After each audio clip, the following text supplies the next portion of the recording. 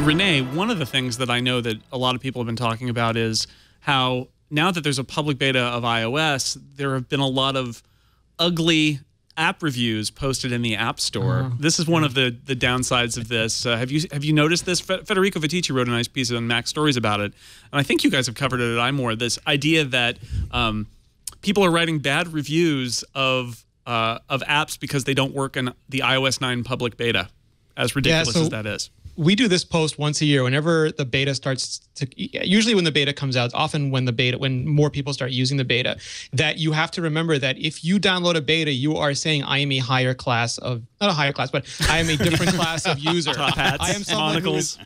I am someone who is accepting the responsibility of running beta software, and there's an exchange going on there. Previously, you couldn't even get AppleCare anymore if you put a beta on your phone. Now with the public beta, you still can, but it's something to be aware of. If your phone acts weird, it's because you put a beta on it, and there's certain things that you shouldn't do. Like you shouldn't like bugs. They're supposed to be bugs. It's a beta. There's a whole system. There's a feedback app for you to report bugs.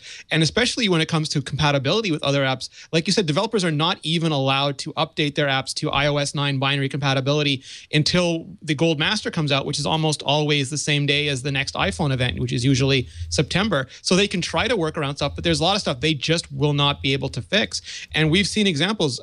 Luke from Adovia posted an example of someone giving his app a 1-star review because it didn't work well in iOS 9. And I don't think people understand how deeply those sorts of reviews affect developers. It literally hurts their ability to feed their families. And it's because you wanted to put on a beta and you did it knowingly, and the app has compatibility problems through no fault of the developers, and they get highly impacted from it.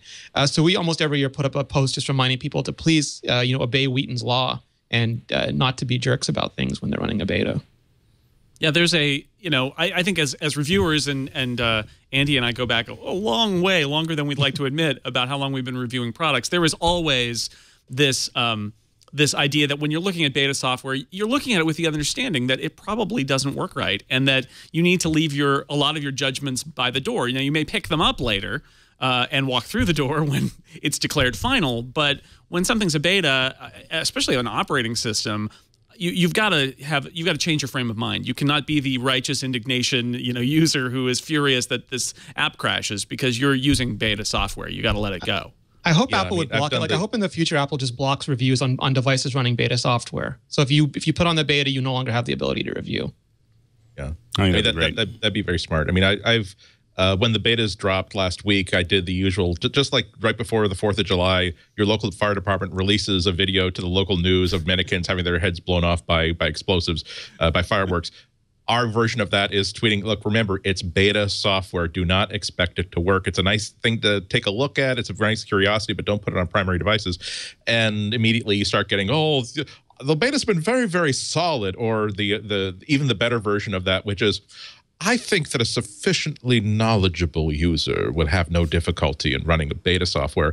And you have to say, well, if you are sufficiently knowledgeable and confident to come back and challenge me with my assertion that you should not install beta software, by all means, go ahead. But a lot of people are getting the impression, particularly now that all you have to do is go to a web page, a beautifully presented web page on Apple's site, fill in your email address, you get an email back, and then you click one link that does nothing but install a provision that allows you to simply tap a button and update. It seems like it's such a consumer level experience getting these betas that people think that, I just get to get it a little, I'm a special person who gets to get it a little bit early. No, you're helping to test this out so that other people can get a more reliable product in several months' time. And that's the only thing that we really have to combat, the perception that a beta is almost the same as actual release software.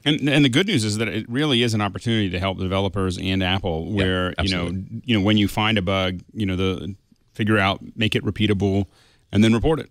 Apple is listening, and the feedback assistant is in every version of their beta software, and they are paying attention. The reason they make it easy to get into the beta is because they do want a large enough number that it's impossible for Apple to test all the contingencies internally or with a developer group, because the developers are pretty homogenous. They're developers.